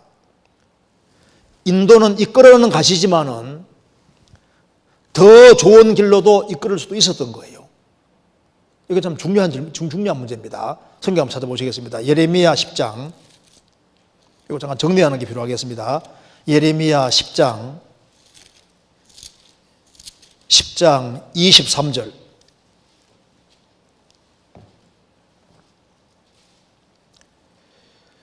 여호와여, 내가 알거니와 인생의 길이 자기에게 있지 아니하니 걸음을 지도함이 걷는 자에게 있지 아니하니이다. 여호와여, 내가 알거니와, 예레미야는 깨달은 것이 있으면 내가 알거니와, 안다는 겁니다.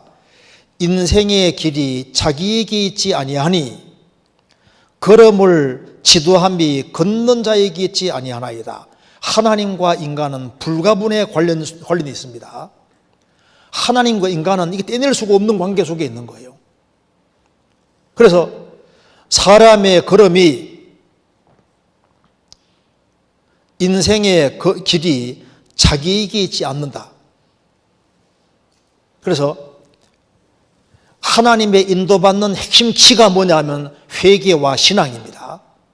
그래서 참으로 회개치 않는 사람,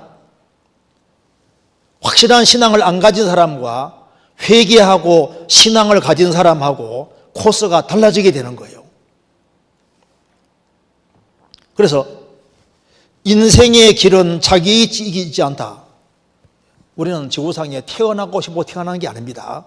우리는 특정한 시대, 특정한 공간 안에 하나님 허락하심 속에서 태어나는 거예요.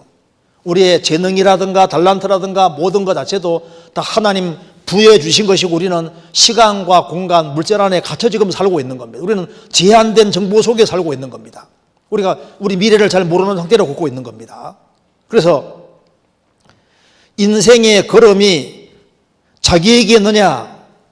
그 사람은 내가 내 인생 주관자가 내다. 천천만만의 말씀입니다. 인간은 하나님 허락하신 범위 안에서 세계 속에서 걷고 있는 거예요. 걸음을 지도함이 걷는 자에게 있지 않다. 인생은 내 원대로 되는 인생이 아니다, 그 말입니다. 배후에 인간은 하나님과 관계 맺을 수밖에 없기 때문에 하나님과 항상 관련이 있는 겁니다. 잠언 16장입니다.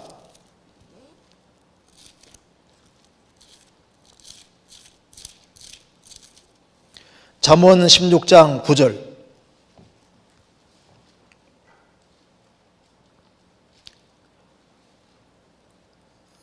사람이 마음으로 자기의 길을 계획할지라도 그 걸음을 인도하는 자는 여호와시니라. 사람이 마음으로 자기 길을 계획할지라도 계획한 대로 안 됩니다. 왜냐하면 악한 마음을 가지고 잘못된 계획 가지고 걸어가면 길을 확 틀어버리거든요. 그래서 다니엘 5장에 사람의 모든 걸음을 작정하시는 여호와라고. 그래서 바르지 않은 마음 가지고 있으면 주님이 엉뚱한 길로 이끌어 버리거든요. 잠언 20장 24절.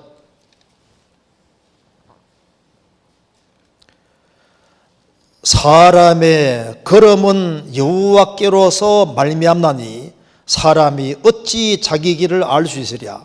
사람의 걸음은 여호와께로서 말미암나니 사람이 어찌 자기 길을 알 수 있으랴.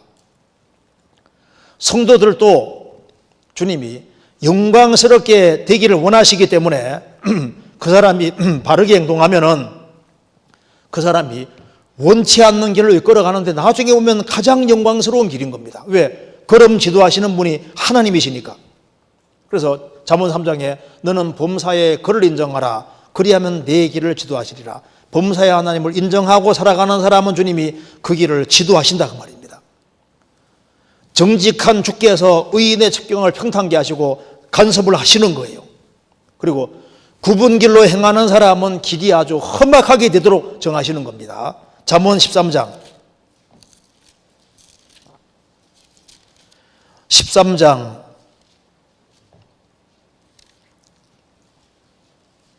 15절 선한 지혜는 은혜를 베푸나 괴사한 자의 길은 험하니라. 선한 지혜는 은혜를 베푸나 괴사한 자, 거짓이 많은 자의 길은 험하니라. 인생이 험악하게 되는 겁니다. 합당치 않게 행하는 사람은 길이 확 구부러집니다. 잠언 21장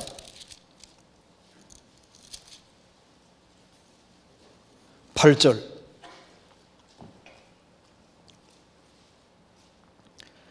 죄를 크게 범한 자의 길은 심히 구부러지고 깨끗한 자의 길은 고드니라.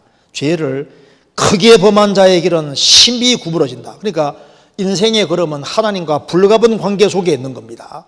그래서 그 길을 하나님이 가지고 계시기 때문에 하나님 앞에서 바른 마음 가지고 생을 살아가면은 하나님께서 그 길을 이끌어 가시는데, 요셉도 하나님이 가장 영광스럽게 되는 길로 이끌어 가시잖아요. 한나도 참 그 마음에 너무나도 고통이 많았는데 하나님이 나중에 사무엘을 주시고 인생을 얼마나 영광스럽게 하셨습니까? 그러니까 인생의 걸음은 주장자가 하나님이신 것이 맞다 그 말입니다. 그리고 내가 하나님의 뜻 가운데 행할 때 이건 내가 원한 길이 아닌데 하면 싫어할 수도 있잖아요. 자, 그런 사람 위에 이렇게 말씀했습니다. 욥기 34장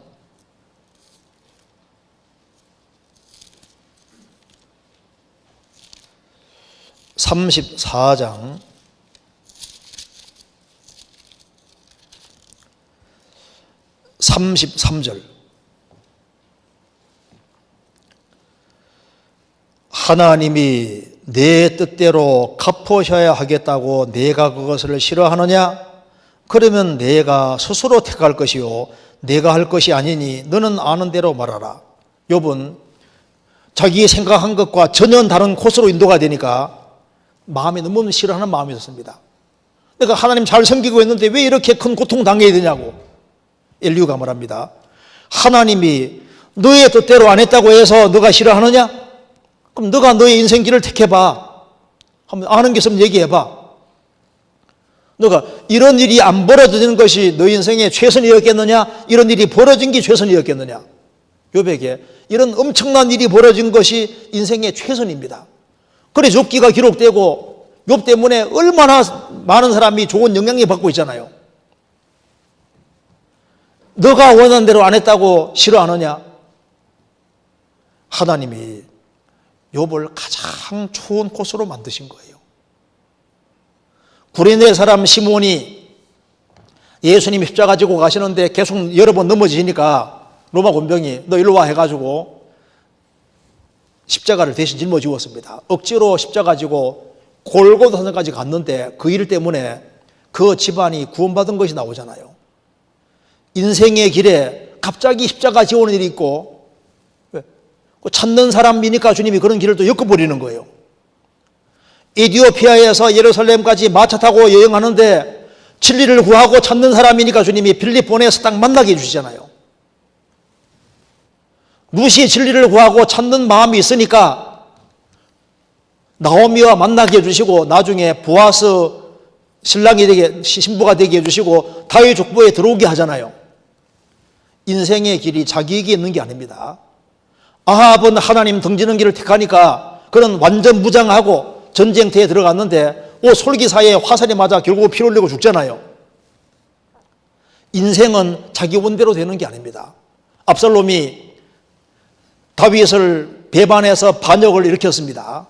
나중에 노새 타고 전쟁터에 있다가 상수리 나무 가지에 머리가 다 걸리지 않습니까? 죽잖아요. 그렇게 죽을지는 몰랐습니다.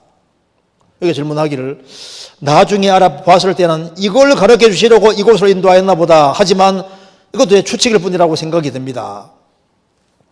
요셉에게 물은 뭐라 할까요? 자기 인생 코스가 추측이라고 할까요? 하나님의 인도하심이라고 할까요? 요셉은 틀림없이 말합니다. 이건 하나님의 인도하심이었다. 욥에게 물은 뭐라 했을까요? 욥은 틀림없이 하나님이 명하신 코스입니다. 신앙의 경험이 있는 사람은 추측이 나중에 확신이 되는 겁니다. 그리고 하나님의 인도를 받았다 할지라도 그것이 최선은 아닐 수 있는 거예요. 왜? 잘하는 것도 있고 더 잘할 것도 있거든요. 더 순종했으면 주님이 더 크고 더 귀한 코스를 만들 수도 있었던 거라고요. 주님은 좋은 길로 인도해 주시는 건 맞지만은 더 좋은 길이 있을 수 있는 겁니다. 드로베나 드로보사 로마 16장에 참 너희를 위해서 수고한 드로베나 드로보사 보시는 많이 수고하고 사랑하는 보시라고 했습니다. 드로베나 드로보사가 최선이냐? 조금 더 분발했으면 그 앞에 사랑하는 이란 말이 많이 사랑하는 그 말이 붙을 수도 있잖아요. 그렇잖아요. 주님은 구원받은 사람을 이끌어 가십니다. 이끌어 가시는데 누가 가장 잘 인도받았느냐? 그거는 주님 앞에 어떤 태도를 가지고 살았느냐, 얼만큼 헌신했느냐, 거기에 따라 차이가 있을 수 있습니다. 그래서 하나님은 구원받은 사람을 다 이끌어 가시고 나중에 천국 갔을 때 야, 하나님 다 도와주셨구나 이런 걸 압니다. 그런데 내가 더 좋은 코스로 인도받을 수도 있었을 텐데 그런 후회는 있을 수 있는 거예요. 주님은 축복해 주시지만은 분량에 따라 축복해 주시는 겁니다. 그리고 확신이라는 것은 신앙의 경험 속에서 조금 더 확신이 자꾸 생길 수 있는 거예요. 추측인 것이 나중에 세월이 지나가면 확신이 될 수도 있는 겁니다. 아, 이게 주님 뜻일까? 시간이 지나가면 그걸 알게 되는 거예요. 아, 주님이 왜 이렇게 하셨구나. 영영부를 나의 찬송 추가 인도하셨네. 주님이 이렇게 인도해 가시는 겁니다. 오늘 좀 질문이 좀 다른 질문도 있는데 오늘 여기까지 하도록 하고 또 다음에 하도록 하겠습니다. 같이 기도하시겠습니다. 자비로우신 우리 아버지 하나님, 저희들을 주의 보배로운 피로 구원해 주신 것을 감사합니다. 역사의 마지막 시대를 살아가는 저희들에게 주님이 더욱 굳건한 믿음을 주시고 또 주님 일을 잘 감당할 수 있도록 도와주시고 30배, 60배, 100배의 결실하는 귀한 인생이 되도록 도와주옵소서. 또 다음 시간 주의 거룩한 말씀께 부탁드립니다. 우리 구주 예수 그리스도 이름으로 기도하옵나이다. 아멘. 수고하셨습니다.